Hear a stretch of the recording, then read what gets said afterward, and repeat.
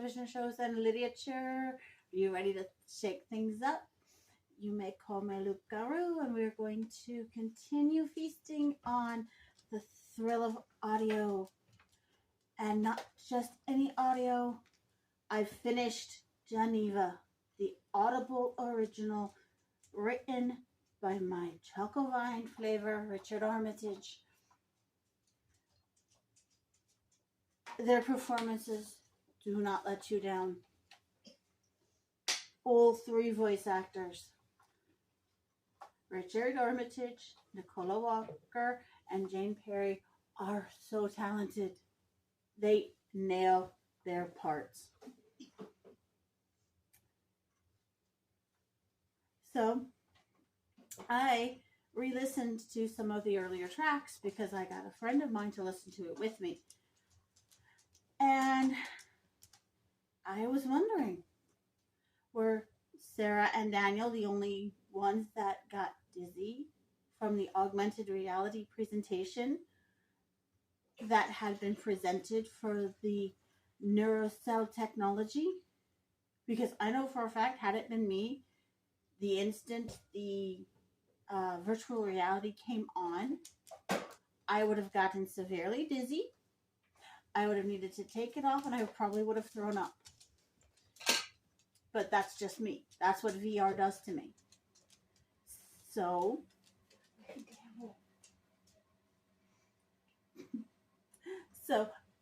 did anyone else have those effects? Or was everybody perfectly capable of handling it? That's something that was never addressed, and something that may or may not have been noticed by Daniel and Sarah. But boy, the layers upon layers of deceit and deception. Merlin, I love books like this.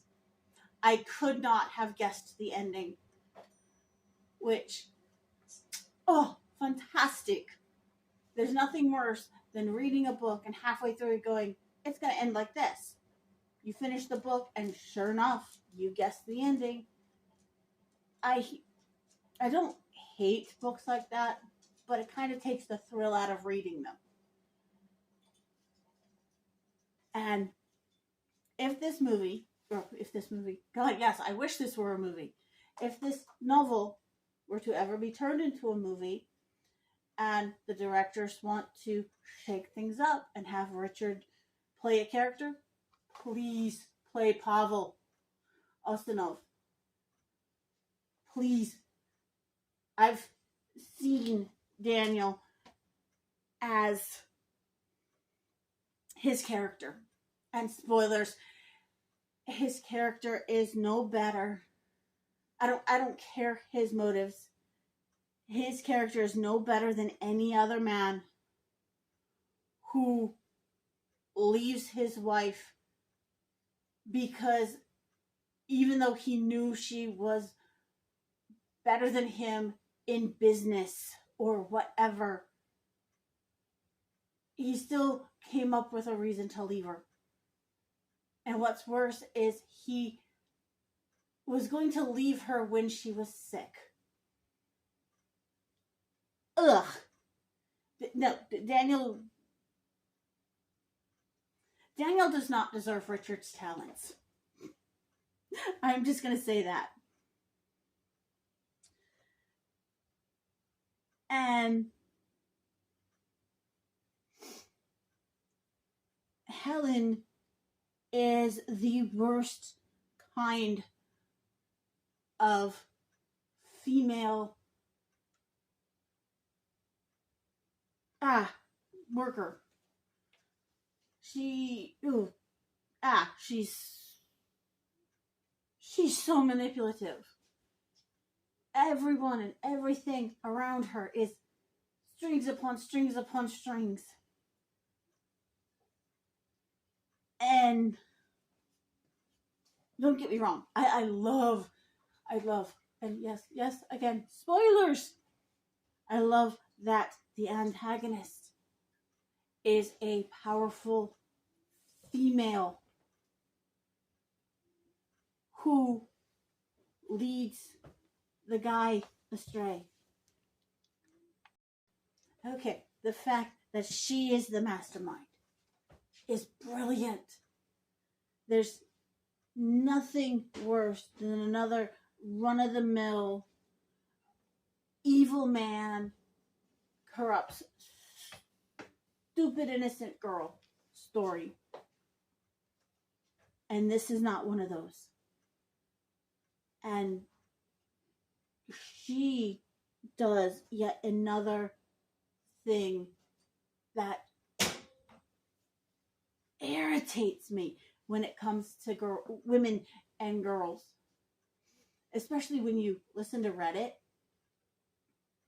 where some idiot posted that if you have any doubt you didn't consent, that's just stupid. It's regret. It's not non-consent.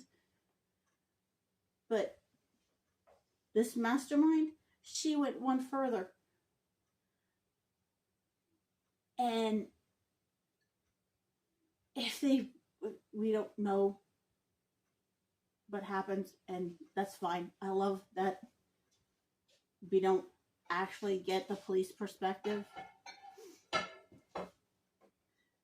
But, oh my gosh, the way she lays it on the line, and then as soon as she realizes she's been caught, she backpedals and throws all the blame on him. Oh, no. It's like, no. How many people would only hear that part of her statement and go, oh, that poor girl, she didn't know what she was doing. Oh, no. This mastermind knew precisely what she was doing. And she would have been hoping that somebody just edited out that little bit of her statement. Oh, cruel, spiteful. Oh. And her motives, yeah, I can understand them because I know where she's coming from. But the way she went about trying to obtain them is bug nuts. And that's what makes her a far better villain than had it been a male antagonist the whole time. Oh. And I honestly love that he is the one that gets ridden hard and hung up wet. I am. Broken and useless because he wasn't thinking with the right head. I love that.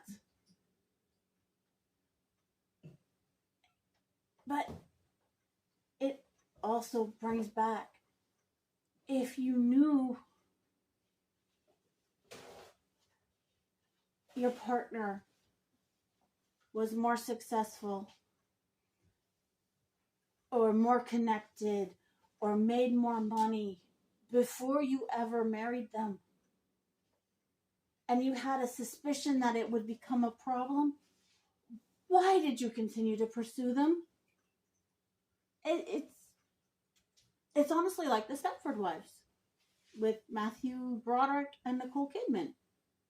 All these men had married powerful, successful women. They moved to Stepford and turned them into dumb sex toys. If you're not going to love the partner you're with because of something you already knew could become a problem, why would you continue to pursue them? I don't get that. I don't think I will ever understand that.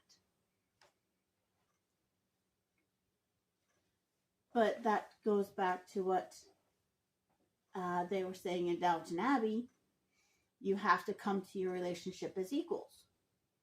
And they don't mean societal equals. They mean intellectual equals. And you can complement each other. But,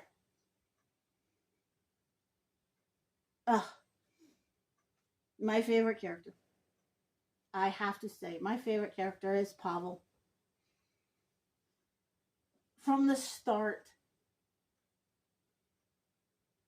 I was curious about him.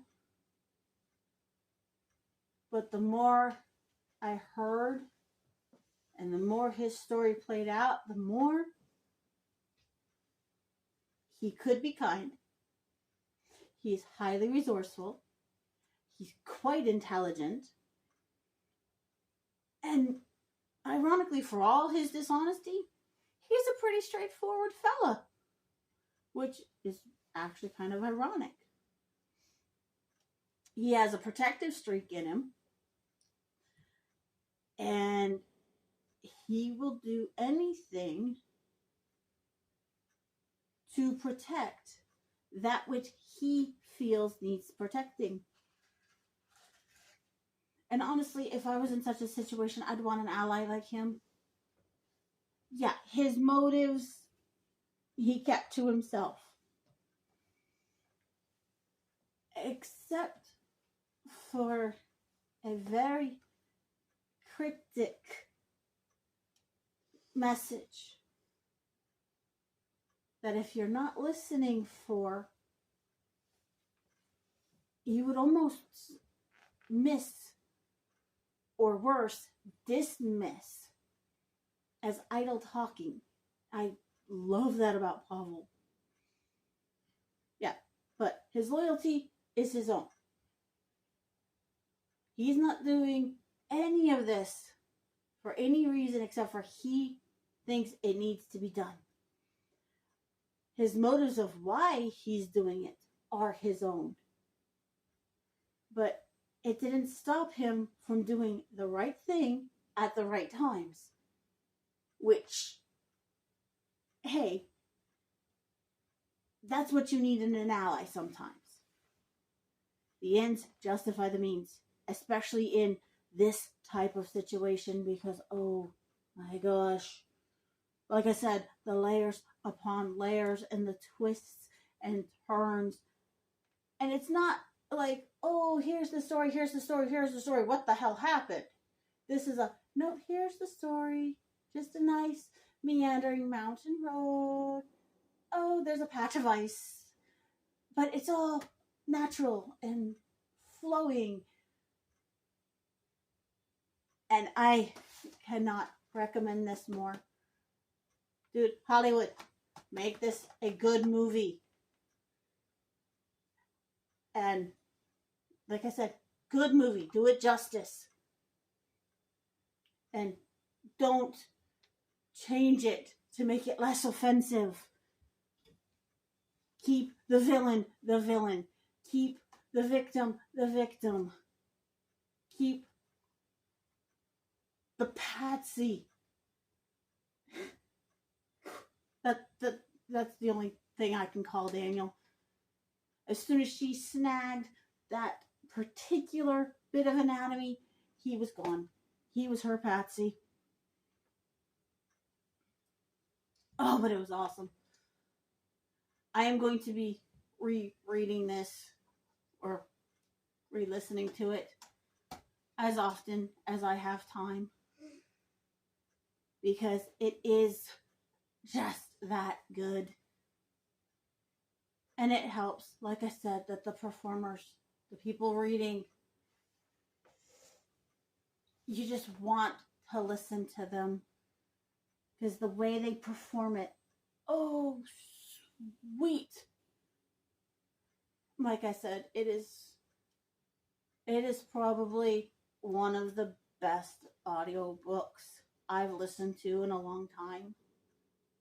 Because there are a few audiobooks I've listened to that 5 minutes in, sound asleep. Not a good audiobook if your reader puts the audience to sleep. I mean, I still haven't actually picked up the novels that those audiobooks were for because I fell asleep during the audiobook. That's pretty sad. Should this get a hard copy, I will be procuring the hard copy. Because that way I can bring it with me and read it to see if I can see more subtleties, more layers than just hearing it aloud.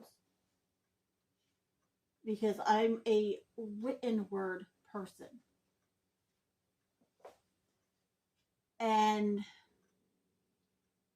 my mind has a tendency to wander when I'm sitting and doing nothing but listening.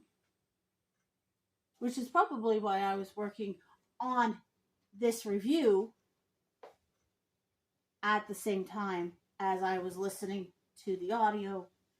That way, my mind would stay engaged. But have you guys listened to Geneva? Will you listen to Geneva? Any fans of Richard Armitage, Nicola Walker, or Jane Perry out there? Highly recommended. Just for their sake. Because that's why I got it. I got it purely for him. Because I know that if he has a part in it, I will probably enjoy it. I say that about all my flavors. That's why I've watched some pretty weird things. But I've still enjoyed them. Because, hey, one of my flavors was in it, and their performance is what I focused on. But his performance, and God, I love his voice, does not overshadow theirs. They blend beautifully to keep the coherency and consistency of the story going. It's not like he's doing an A+ performance, or Nicola's doing an A+ performance, or Terry's doing an A+ performance. Terry, that's one of the characters' names.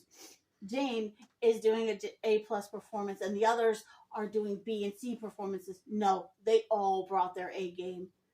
They all made you want to side with them. I mean, when some of the deceptions came out, it's like, oh God, no.